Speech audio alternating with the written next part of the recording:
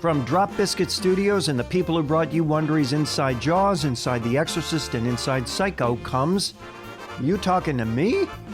Bite-sized Hollywood history with plenty of bite. Mad Max Fury Road was full of fury. This is You Talking to Me? I'm Mark Ramsey. It all seemed so simple, especially for iconic filmmaker George Miller, who'd been making Mad Max movies since 1979 and has a few more in him.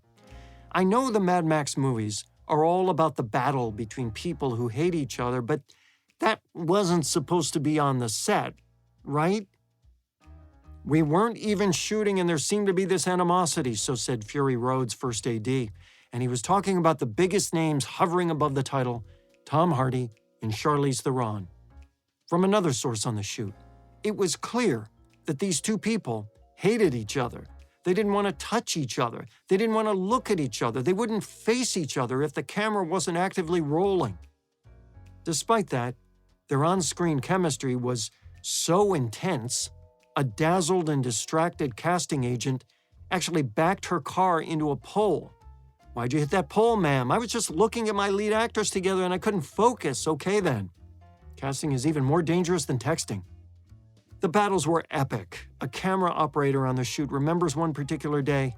The call on set was 8 o'clock. Charlize got there right at 8 o'clock, sat in the war rig, knowing that Tom's never going to be there at 8, even though they made a special request for him to be there on time. He was notorious for never being on time in the morning. If the call time was in the morning, forget it, he didn't show up.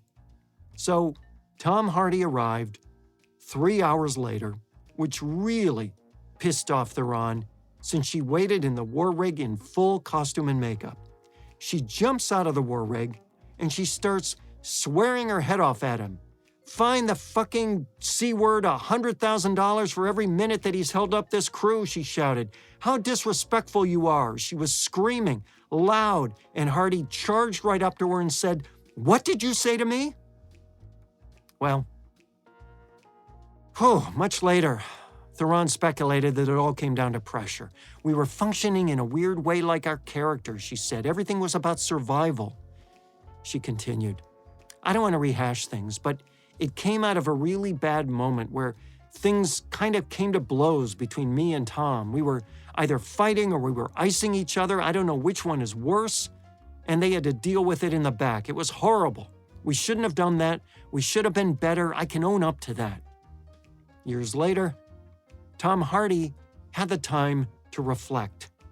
"In hindsight, I was in over my head in many ways. The pressure on both of us was overwhelming at times. What she needed was a better, perhaps more experienced partner in me. I'd like to think that now that I'm older and uglier, I could rise to that occasion."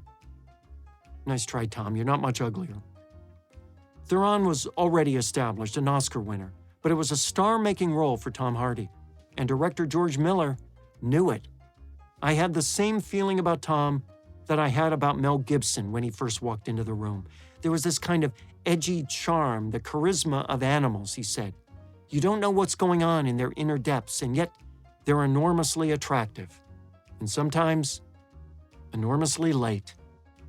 Follow us on Apple Podcasts, Spotify, or wherever you're listening right now. Please give us a 5-star rating and share this show with your friends. That's You Talking to Me? I'm Mark Ramsey.